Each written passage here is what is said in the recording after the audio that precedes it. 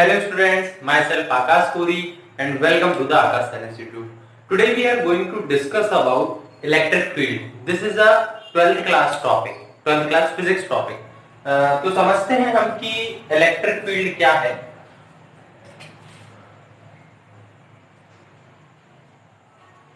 Electric field जिसको हम हिंदी में कहते हैं विद्युत क्षेत्र,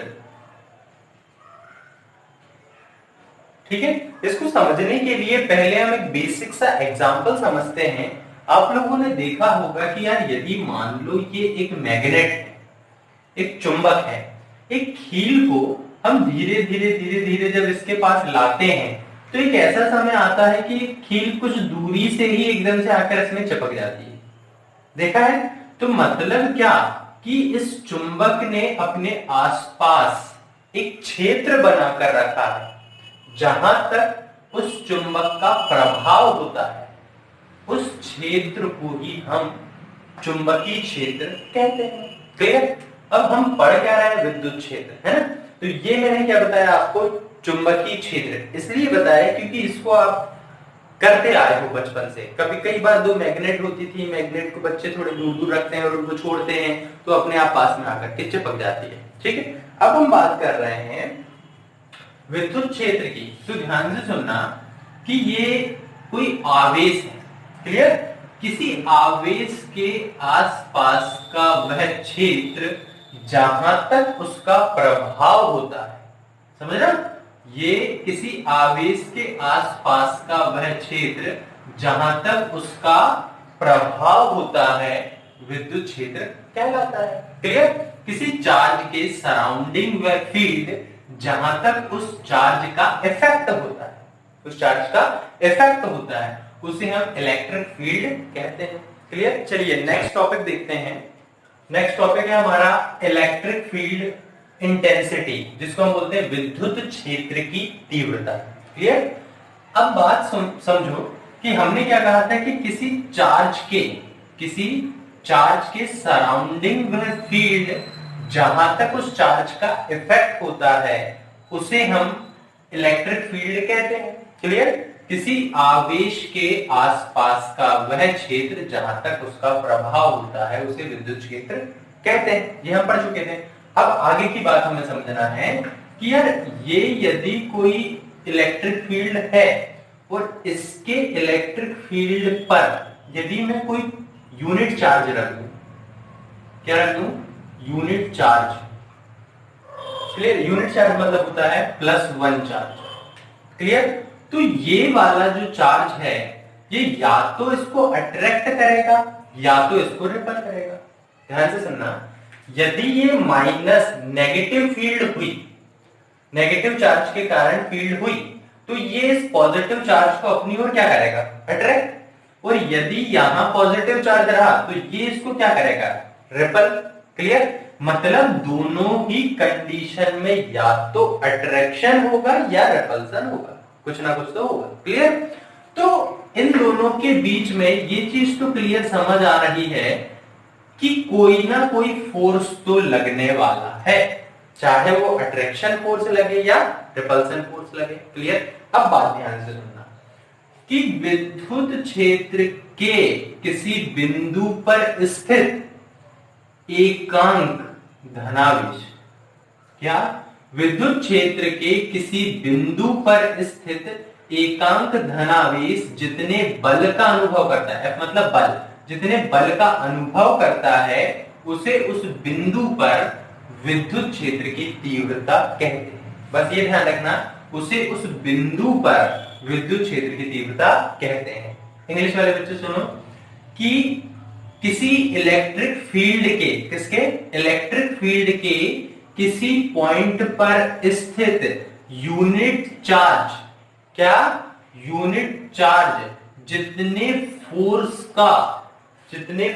का एक्सपीरियंस करता है, इफेक्ट करता है, उसे उस पॉइंट पर इलेक्ट्रिक फील्ड इंटेंसिटी कहते हैं। क्लियर? इलेक्ट्रिक फील्ड इंटेंसिटी को हम E से डिनोट करते हैं। क्लियर है? तो इलेक्ट्रिक फील्ड इंटेंसिटी को हम E से डिनोट करते हैं और इसका जो फार्मूला होता है F डिवाइडेड बाय Q होता है, ये ध्यान रखना है। आपको क्या होता है, E is equal to F upon Q। अब बात समझना कि यार ये है क्या। तो E तो है हमारा विद्युत क्षेत्र, क्लियर, इलेक्ट्रिक फील्ड इंटेंसिटी, इसको हम इसी तरह से समझते हैं, पूरा डिटेल में लिखते हैं, इलेक्ट्रिक फील्ड इंटेंसिटी, इंटेंसिटी, इसको हम किससे रिप्रेजेंट करते हैं, E से। दूसरा F क्या है, फोर्स। नीचे हम देख रहे हैं Q क्या है, चार्ज। अब बात समझो,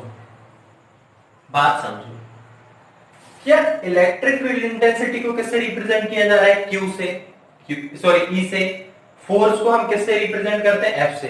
अब ये फोर्स कौन सा है, फोर्स वो है जो इन दोनों के बीच में लग रहा है, क्लियर, ये वाला फोर्स ही है जो इनके बीच में लग रहा है। अब बात ही हो रही चार्ज क्या है, तो यहां पर कौन सा चार्ज है, वो चार्ज है, क्लियर। चल, तो electric field intensity E is equal to होती है फोर्स अपॉन चार्ज, क्लियर है। अब फोर्स अपॉन चार्ज में एक डेफिनेशन और बन सकती है कि the ratio of force and charge is called a electric field intensity.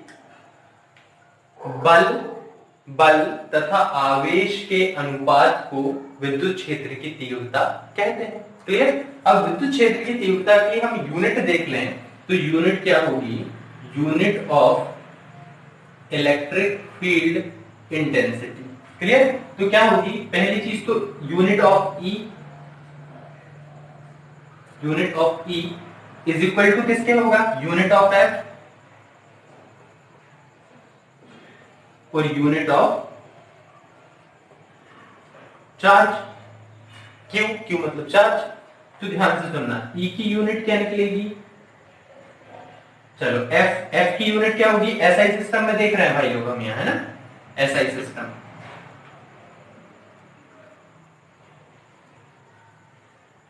ठीक है, तो फोर्स की यूनिट होती है न्यूटन, क्लियर, और चार्ज की होती है कूलम, अंडरस्टैंड। तो इलेक्ट्रिक फील्ड इंटेंसिटी की जो यूनिट निकली वो यूनिट क्या निकली, न्यूटन पर कूलम, मतलब कि E is equal to N/C, है ना, ये हमारी यूनिट निकली। Okay, please pause the video, note it down. चलिए आगे हम देख रहे हैं CGS यूनिट, किसकी, इलेक्ट्रिक फील्ड इंटेंसिटी की। तो CGS यूनिट को हम देखते हैं, CGS यूनिट, इन CGS यूनिट में जो इलेक्ट्रिक फील्ड इंटेंसिटी होती है E, उसमें जो चार्ज होता है फोर्स, उस फोर्स की जो वैल्यू होती है, SI सिस्टम में हमने देखा था फोर्स की यूनिट क्या थी, न्यूटन। तो SI सिस्टम में फोर्स की यूनिट होती है न्यूटन, लेकिन CGS सिस्टम में फोर्स की यूनिट होती है डायन, D/N, डायन, अंडरस्टैंड। और जो चार्ज होता है कूलम, चार्ज जो होता है उसकी SI यूनिट होती है कूलम, लेकिन इसी चार्ज की CGS यूनिट होती है स्टेट कूलम, इसको बोलते हैं स्टेट कूलम।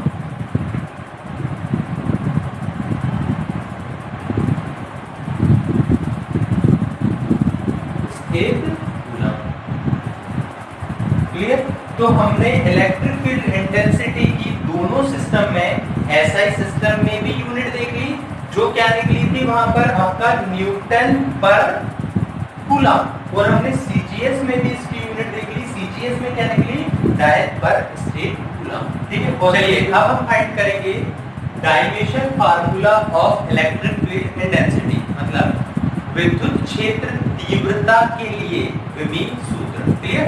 तो पहले तो हम ये देख लें क्या विद्युत क्षेत्र की तीव्रता एक्चुअल में थी क्या, मतलब E is equal to, E is called a electric field intensity, E is equal to F is a force, F upon Q0, Q0 is a unit charge, ठीक है।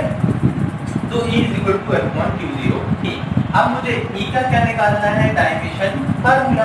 अब E का डायमेंशन फार्मूला निकालने के लिए पहले मुझे यहाँ किसका फार्मूला निकालना पड़ेगा, F का डायमेंशन फार्मूला, फिर निकालना पड़ेगा Q का डायमेंशन फार्मूला, फिर मैं उन दोनों डायमेंशन फार्मूलों को करूंगा solve.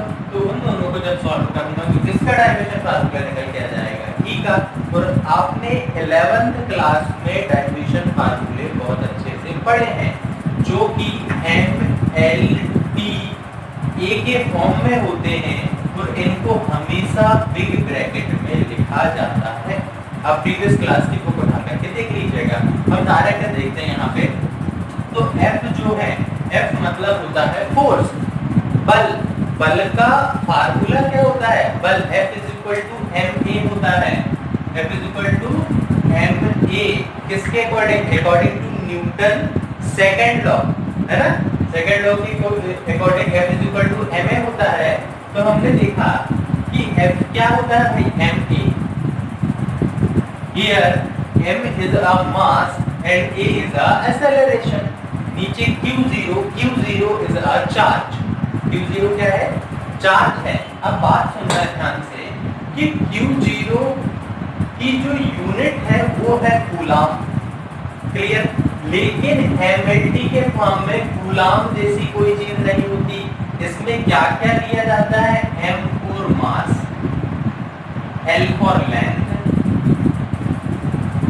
t for time, a for ampere.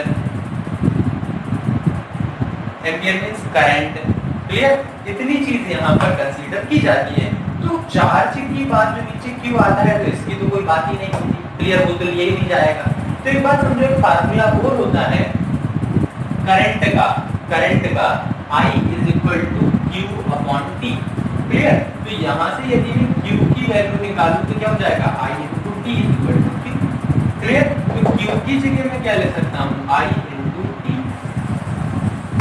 Understand. अब आगे बात समझो कि यार M द्रव्यमान, मास, M मतलब मास। तो मास की एसआई यूनिट क्या होती है, मास की एसआई यूनिट क्या होती है, मास भार, द्रव्यमान, द्रव्यमान की होती है किलोग्राम मींस केजी, क्लियर। और ए मतलब होता है एक्सेलरेशन, एक्सेलरेशन मतलब त्वरण। तो त्वरण का जो मान होता है वो होता है मीटर पर सेकेंड स्क्वायर, पर सेकेंड स्क्वायर। लेकिन वो नीचे होने के कारण उसको हम ऊपर ही ले जाएं तो इस सेकेंड स्क्वायर को मैं कैसे लिख सकता हूँ, क्लियर है। अच्छा, इस एक्सेलरेशन को याद रखने के लिए बेटा एक चीज याद रख लेना छोटी सी। हमारी जो एस्केप वेलोसिटी होती है, मतलब पलायन वेग, किसी भी पत्थर को इतनी तेजी से फेंको कि वो कभी पृथ्वी पर वापस लौट कर ना आए, तो वो हमेशा कितनी होती है, 11.2 मीटर पर सेकेंड स्क्वायर। तो इससे याद रख लेना ये वैल्यू होती है आपकी एक्सेलरेशन की, त्वरण की। ये किसको बता रहा है, त्वरण को बता रहा है। तो ये फार्मूला होता है आपका, ये यूनिट होती है इसकी एक्सेलरेशन की। तो इस तरह से हमेशा ध्यान रख लेना कि a बराबर क्या होता है, m into h to the power -2। Here m is a क्या, m जो हो जाएगा मीटर, मीटर, और s हो जाएगा मीटर पर सेकंड, सेकंड हो जाएगा, ठीक है। अब नीचे हमने देखा I है यार, I मतलब करंट, करंट का क्या होता है, एम्पियर में नापते हैं करंट को। वो टाइम, टाइम को किससे नापते हैं, सेकंड से। बात समझो, चल गया। केजी, केजी मतलब क्या, मास है अपने पास, हाँ भाई है। तो ऊपर क्या बना दो, केजी की जगह m, एक ही केजी है, ऊपर पावर लगाने की जरूरत नहीं है। m, m मतलब यहाँ m मीटर है बेटा, ठीक है। METRE मीटर है ना, मीटर। तो मीटर क्या होता है, मीटर, मीटर मतलब लेंथ, लेंथ है ना। तो लेंथ है मेरे पास, मीटर मतलब लेंथ है मेरे पास। फिर क्या आता है, टाइम, टाइम t हाँ है, कितनी है, -2 के पावर में। ये ऊपर वाला डायमेंशन फार्मूला बन गया। नीचे एम्पियर का a है, करंट का है, समय, समय का t है, क्लियर। अब नीचे देखो कि ये जो t है, ये t जब ऊपर जाएगा तो यहाँ 2 की पावर है, ये t और उसमें ऐड हो जाएगा। तो कितना हो जाएगा, m as it is, l as it is।